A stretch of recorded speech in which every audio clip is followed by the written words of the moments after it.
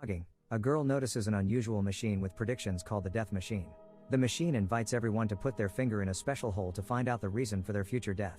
The girl is frightened by the prospect of being left without a finger, but curiosity wins in the end. She tosses a coin into the machine, then carefully sticks her finger into the hole and starts the death machine. The device pierces the girl's finger and, using a sample of her blood, forms a piece of paper with the result.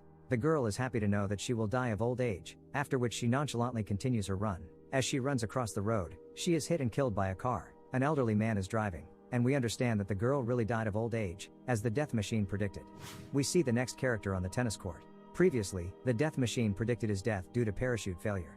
Thoughts about this do not leave the guy during the game of tennis, because on the weekend he's going to jump with a parachute. He decides to ask his friends if they've heard anything about the death machine, but doesn't have time to finish the question. From above, a parachutist, whose parachute did not open, falls on him. So the guy's friends witness a death worthy of a Darwin Award, and the death machine again gives an amazingly accurate prediction. A young guy gets an unusual result from the death machine. He will die from a hot girl. Despite the tempting cause of death, the guy decides to be extremely careful. On the beach, a beautiful girl with a hot figure sits down next to him. She tries to talk to him, but the guy tries not to pay attention to her, remembering the ominous prediction. The girl asks the guy to smear her back with sunblock. Gathering all his will into a fist, he tells the attractive girl to stay away from him. In order to resist the temptation, the guy decides to leave the beach, to which the girl says with surprise that she is not going to bite him. The poor fellow decides to tell the stranger about the prediction, but it comes true before he has time to utter even a word. Out of nowhere, a burning girl runs towards the sea to put out the fire, but she collides with the guy and they burn in flames together. The next character is completely delighted with the cause of her death. The machine predicted to her that she would die while traveling through time. Since then, the heroine has been completely absorbed in thoughts about exactly in which period of time and place she will die. By this behavior, the girl greatly angers her friend, who came over for a sleepover and to gossip about boys and women's problems. In order to somehow shut up the doomed to death in the future girl, she throws an alarm clock at her, which is why she falls unconscious to the floor. The girl does not die, but the blow from the clock takes her back in time. She falls into the past right in the midst of war hostilities and dies during a firing squad execution.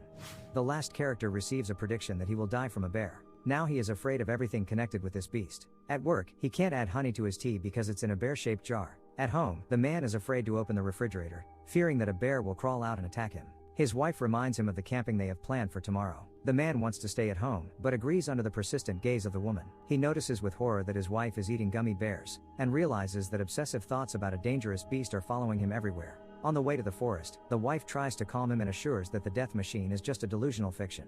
But this does not make the man feel better and he continues to look around warily as they walk through the thicket. The couple sets up camp, after which the man finds an axe among the things. After that, he constantly keeps the weapon with him and stays up all night to protect himself from a bear at any moment. In the morning, the man goes outside and realizes that nothing terrible has happened and the dangerous beast is nowhere to be seen.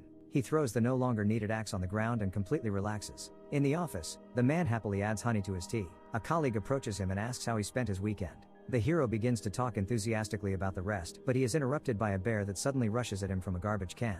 So the poor fellow finds his death at the paws of a bear.